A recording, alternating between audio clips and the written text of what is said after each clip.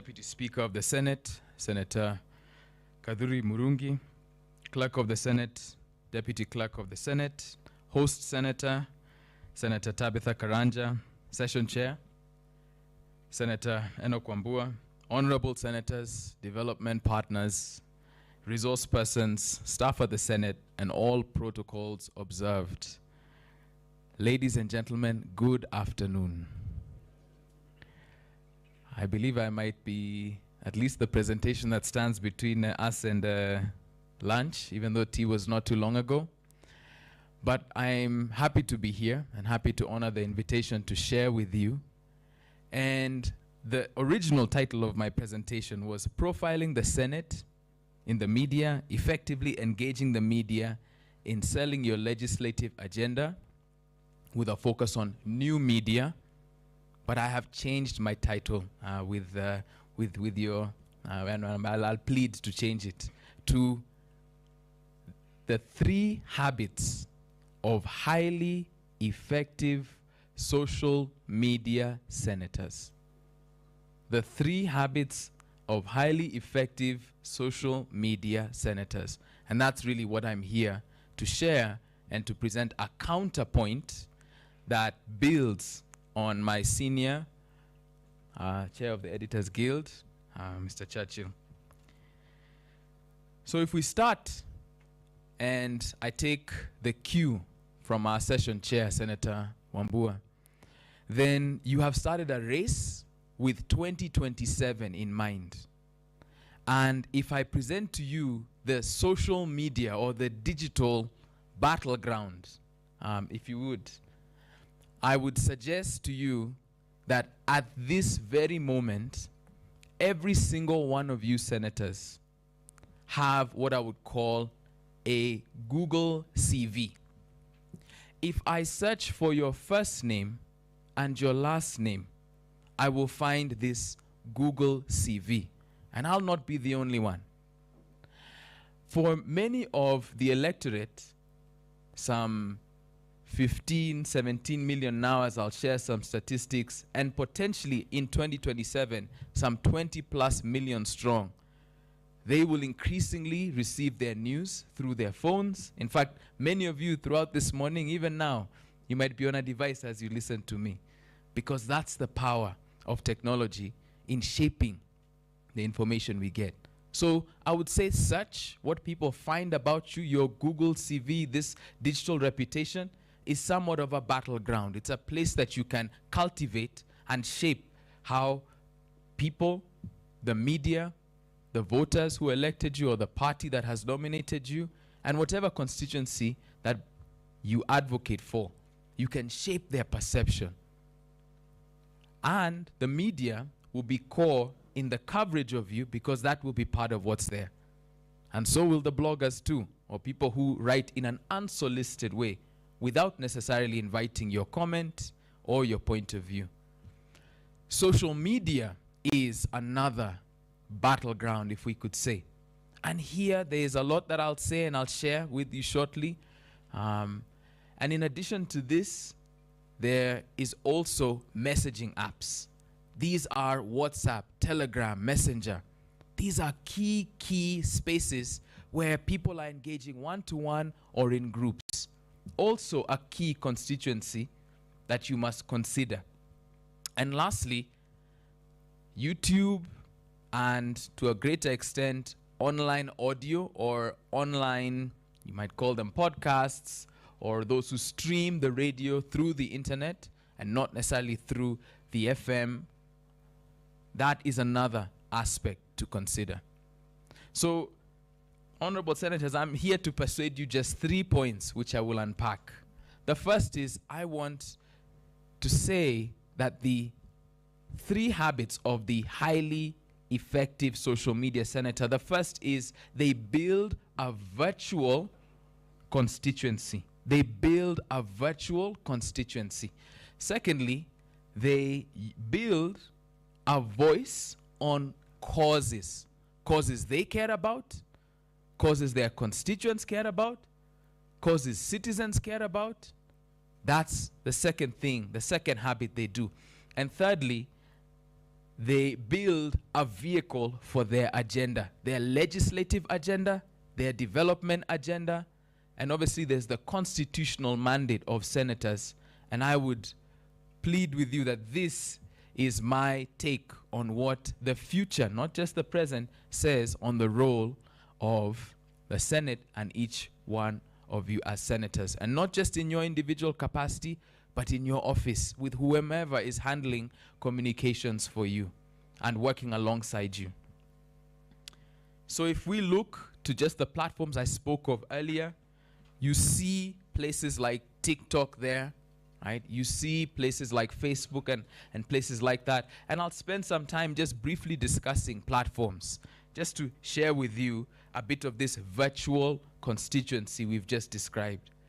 So if you take the country today, Facebook in Kenya is larger than the population of the following counties put together: Nairobi, Kiambu, Nakuru, Kakamega, Bungoma, Meru, Kilifi, and Machakos. All put together, that is the size of Facebook.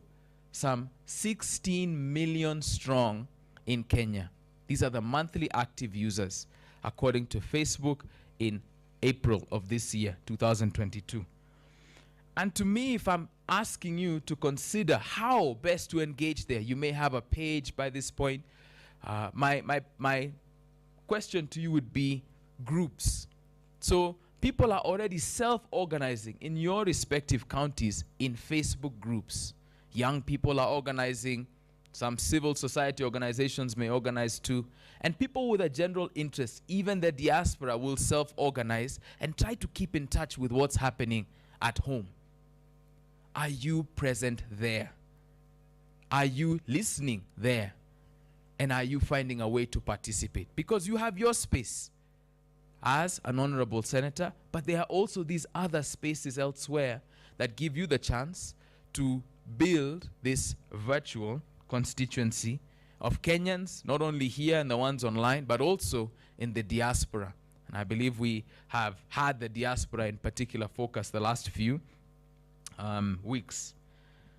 Now, if I can tell you about WhatsApp for a brief moment, if we take WhatsApp, that is also a key platform. For many of us, it was critical in the campaign.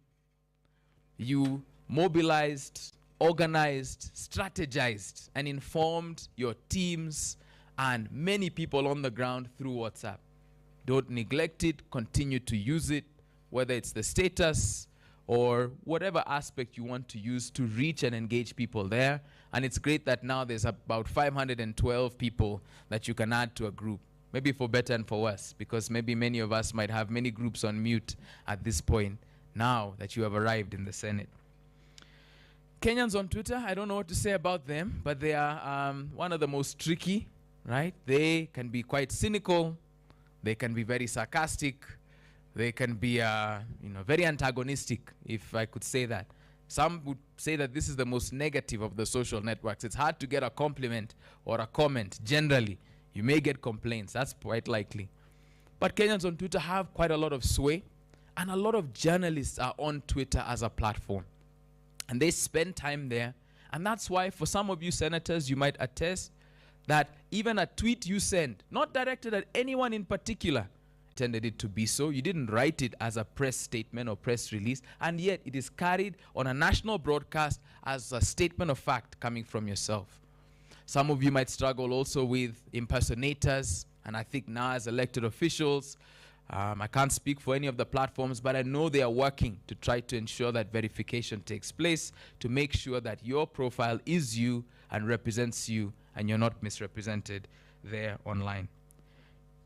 You have an electorate who has chosen you, and ultimately they are voters in that constituency where you represent, or if you're nominated, you may pick and choose or take the national stage. But ultimately, there's people who want to follow you. So when I speak about building a virtual constituency, this is the idea. I want to speak just briefly with the slides about what Kenyans do with their mobile data. And the idea here is, this is irrespective of whether they engage in anything political. My team and I did some research a few years ago and published this in 2019. if you give an everyday person 100 megabytes or 100 gigabytes, meaning if you take the quote that's here, mobile data or megabytes are as important a currency as cash or airtime or mobile money, because people spend their megabytes in different places online. The first thing they do is they search. They search using Google. They search using Android phones. That's the preeminent way they interact. Secondly, sports. Not just watching and viewing and interacting with football and other sports, but sports betting in particular, because in the last 10 years, 3 out of the 5 most Googled words are either sports betting companies for 2 of them, or one is an actual, I guess, way of keeping up with your sports bet in a way. So while this is understated, it is a massive national pastime that a lot of people spend their data and their time and attention on. The third is social media. I'll speak briefly about that as I seek to bring my remarks to a close shortly. The other one, no one likes to talk about this, but adult websites are also there and ranked quite high. It's like that in almost every country we've seen across Africa. And the last one is stories. So YouTube, and generally with content, people following you, and as I'll come to say just now, seeking out your voice and your views on current affairs or county affairs or whatever it is you have decided to speak on. So if we just take a quick way of speaking to the virtual constituency here, for me, as I've said, for Facebook, the emphasis here is on exploring groups. On WhatsApp, it's similar. It's what ways will you use groups to shape your message or reach constituents and engage them. And then ultimately for somewhere like Twitter, even though there might be a couple arrows sent your way, it's to get on there and just slowly start to build up this virtual constituency, as some of your other colleagues in the Senate have done over the last few years and continue to do. If we look now towards your voice, lending your voice for causes, the second habit of highly effective social media senators, here what I would say is that you have this opportunity to now speak and drive key points and your individual perspective. So do you want to keep it to strictly the law, or do you want to speak and advocate on behalf of a particular segment of people, either in your constituency or one who you don't feel is being spoken for? That voice of yours matters, and people are waiting to hear from you and want you to get more familiar with speaking. Now, I know that in this room there'll be perhaps 3 types of senators I'm speaking to. One might engage little to none at all with social media. Right? The second might interact a little to moderately, and possibly through someone employed on your communications team or in your office. And then there are those who basically will frequently engage and directly engage by themselves. And this is all a learning opportunity for you to look and learn from the senators around you and figure out your voice for the causes that you care about, for the constituents that you want to build online. And I think for me, in summing this up, I would say that you want to show what you care about. And this is where you just decide what you want to share as concerns and areas that you'll focus on. You want to speak to matters of your county, ultimately, especially if you've been elected by voters there.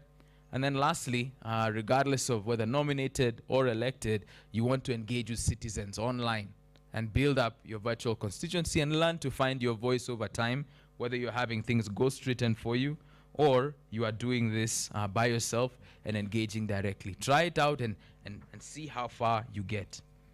Last but not least is a vehicle for your agenda. The third habit of highly effective senators is building social media as a vehicle for your legislative agenda. So for here, ultimately, there's a question on your role. How do you see your role? What are your priorities? Right? Because you get the chance to advocate for people, and you can choose a legislative focus or an area of interest. Is it small or medium-sized businesses? Is it food security, agriculture, water and sanitation, peace and security, right? Education, healthcare, the youth? You get the chance to choose that. And you take your role now to then say and tell people either what you'll do or even sum up what you're learning here. As session chair had said, we have 5 days that we've spent here. How are you synthesizing what you're learning and perhaps sending a message back of the parts that are standing out to you the most and what you're most keen to learn and to bring back to the voters that elected you and to the party and the constituency that has brought you here. Secondly, your party. We have to recognize that you may want to affirm what your party leader is saying. You may want to echo the party's position, or you meant to bring your own individual perspective. And thirdly, the people. How can you build online public participation on social media? Yes, you will receive negative comments. Prepare for that. And you don't have to respond to them all, but being present there matters to people, that you're accessible. So to sum this up, for me, it's, as I said at the top, the 3 habits of highly effective senators. One is build your virtual constituency now and all the way to 2027. And you might not be somebody who uses TikTok much, but there will be a lot more voters by 2027 who will. And it's your choice what level of engagement you choose to have there. Facebook is the preeminent one now. Twitter is a very influential one, but TikTok is the fastest growing, just as an example, and you can get help and support to build this. Secondly, your voice on causes. What do you care about, and what do the people who elected you or nominated you care about? What will you speak on? And lastly, what's the vehicle for your legislative or development agenda? Chronicle your journey. And for me, I'm quite keen to see, in a year's time, who amongst you will have done the opportunity to build this and be known online, or simplify the work of the Senate. Those are opportunities available to you. So I have a quote to end. It's not too different from Senator Ambua here, and it's from John Maynard Keynes, where the difficulty lies not in new ideas, but escaping the old ones. So I'll leave you with that and appreciate you for the opportunity. Thank you.